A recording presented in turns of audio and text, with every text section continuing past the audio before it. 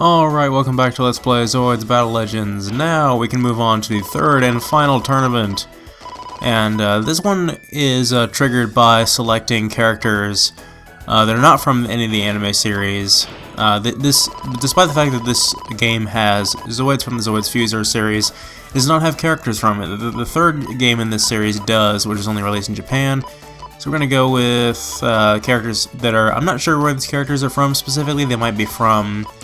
Oh, and we unlock some other new characters there as well from completing those campaigns, I think, like ones that were not available originally. I'm not sure which ones are actually separated in that category.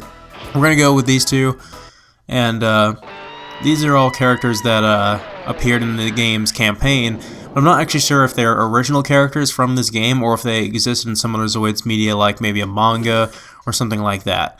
If anybody knows, let me know. I'm slightly interested in it, but... there's some fairly interesting characters here. These two have pretty good stats, so I'm with them. We have all the Zoids from the previous tournament because I'm using the same file, because I still have some I need to demonstrate and some other ones I need to buy. Speaking of buying, we go ahead and buy the Liger Zero X because I have enough money for it, and that's the next Zoid I want to demonstrate. And as people will tell you, it's pretty broken, and as I said previously on the subject of the Liger Zero X, I don't recall if it ever actually appears in the New Century Zero anime. I don't think it does, which if it doesn't, that's kind of a shame because it's actually pretty cool. And by default, for whatever reason, our partner has the Panzer, but we're going to go ahead and give him the Gocho's Giga again because we want to be able to get as much money from this as possible to be able to avoid the Liger Zero Phoenix by the end of it, which the Phoenix is at this point is the most expensive Zoid in the game. The Liger Zero Phoenix and the Energy Liger you unlock by codes. You can go ahead and search those on GameFAQs or whatever you want to find out what those are. I don't remember those codes actually. You can also enter in a code to unlock another opponent in the Zoids Versus mode or whatever it is. The I can't remember what it's called. The arena mode, but and I'll demonstrate that one as well later. So right, the Energy Liger we already have, but the Zero Phoenix costs 2 million credits, so we need to save up a lot for that. But it's also the most powerful Zoid in the game, so it'll be well worth it. Anyway, our first battle here is up against the Liger Arrow and a Double Arm Lizard, when we are completely wiping the floor with a Double Arm Lizard here. I believe the Double Arm Lizard does have some nice features about it, but it's kind of a weak Zoid, honestly. I really don't know what's so special about it or why we unlocked it so late in the game in the Republic campaign. The Liger Zero X, though, to describe that, it has the underbarrel shot cannon like all the Liger Zeros do, but it also has blades, as you can see here, that are stun blades. They're sort of electricity-based blades, and when they're on our back, they flip forward like so, and we have the Electron Driver weapon, which is probably this Zoid's best weapon, which, similar to how the Blade Liger would flip the blades forward as a weapon in the anime, which we can't do in this game, unfortunately. But overall, it's pretty powerful because we have a nice, good, accurate pulse cannon, and we have blades as well. So the blades are always broken, regardless of what Zoid they're with. So we might as well use them to their full advantage here. And the Liger Arrow, as I said earlier, is basically just a beefed-up shield Liger, and this particular one doesn't really have any good weapons per se, so it's not really much of a threat if we know what we're doing. But as per usual with the shield Liger, it does have some pretty good melee attacks, but we have better melee attacks because we have blades. He almost got us, but there we go. We took him down. So I mean that was a pretty fair first fight here. If we, for whatever reason, decided we could do this tournament first. I'm not sure if these characters are unlocked the first time you enter in your tournament mode characters, so you may not be able to do this tournament until you've done the other two tournaments. Again, it's been so long since the very first time I played this game, and things that are unlocked like that, I don't remember how they're unlocked because the file is still there on my memory card, so they've always been unlocked. So, but if you want to figure out the specifications for unlocking certain things, if they're not unlocked for you, then I say go look them up on GameFAQs or something. But anyway, the second battle is against these two guys in the Proto-Zaber and the Zaberfang. I'm not sure what the other Zaberfang is called. I think it's the Zaberfang... I can't remember which. It's the one that has the hideous color scheme. Anyway, let's see. What else do I haven't demonstrated yet? Let's go ahead and demonstrate the Energy Liger, actually. because this is the other most expensive Zoid in the game. It's 2 million, much like the Liger Zero Phoenix, and damn does it look cool, but I honestly don't think it's as powerful as the Liger Zero Phoenix, but it's still a pretty cool Zoid, and we'll go ahead and demonstrate it here. It's pretty powerful, as you'd expect for being as expensive as it is, but I don't think it's quite as powerful as the Phoenix, and you'll see why when we actually get to use the Phoenix. But it has boosters, and it has 2 weapons, which are both built in. You can't really customize the Zoid at all. It has a Energy Vulcan, which is a pretty good Vulcan gun, not as good as the Zero Jaegers, and it has an energy cannon. That's really the best part about it, is the energy cannon, because that will it homes in on enemies, and it homes in on them pretty good, and it also has quite a bit of splash damage when it hits the target, so it'll quickly incapacitate enemies. And I'm not really sure about the melee attack. The melee attack has a really weird animation on this guy, so I really wouldn't say it's all that great, but you know, it's a Liger, so I mean they usually have pretty reliable melee attacks.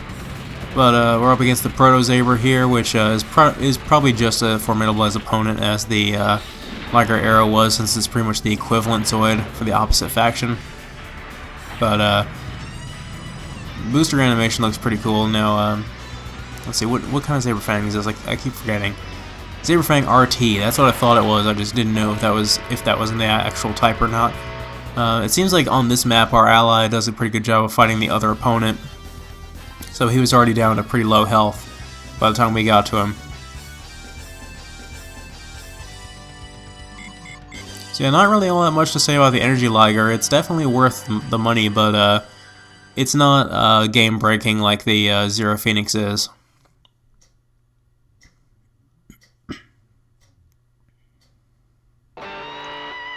Alright, third battle. We're already going to have a boss battle here.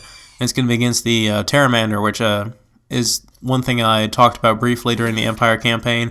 It's a Zoid we just sort of passed by on our way to our objective, and we never actually are required to fight it. So now will be a nice time to actually get to fight it, and we'll actually get to see its fighting capabilities in action.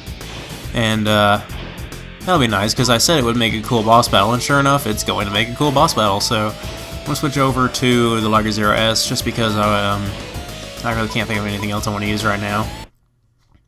And I want to have something balanced, decently fast, but decently maneuverable, and has a powerful weapon. The typical boss requirements that I like to have fulfilled going into a boss battle.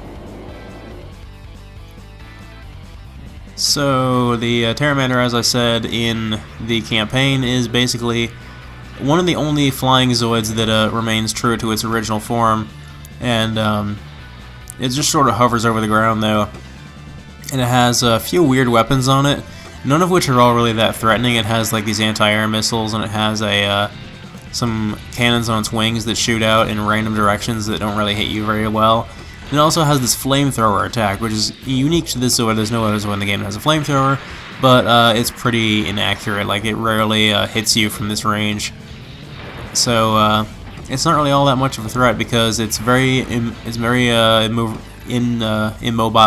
so it's not very maneuverable. It can't really dodge our attacks very easily, and it only has I think it only has 7,000 health, when most bosses have 9,000. So it's not as tough either. So us with our dual sniper rifle will be able to take it out pretty easy. The only downside is that it's smaller than most of the boss enemies, so it's a little bit harder to hit, but not by much. And it's faster as well, but it still is kind of clunky for a airborne Zoid of its size, but it's technically a boss, so it's still going to be slow. And it's a cool concept. They just didn't really execute the whole flying Zoid thing very well in this game. I think from what I hear about Zoids vs. 3, which is the game that came out after this, they actually have proper flying Zoids, and I haven't played that game since obviously it's only out in Japan, so I don't know what they mean by that, but I might look into it eventually. Yeah, that flamethrower just barely reaches over here. There we go, we managed to beat him without taking so much as a scratch. Our ally didn't really fare that much better, because he was deciding to be stupid and try to use his giant, or his tail attack, when that's obviously not going to do a thing.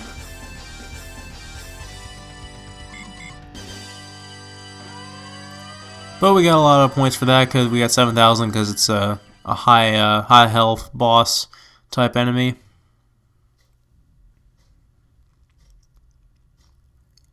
Alright, now we're going to move on to probably one of the hardest battles in all of the tournament modes, which is against the Fusor Dragon and the Gojil's Giga, which, the Fusor Dragon, I don't think we ever fought against the Fusor Dragon in the campaign, but,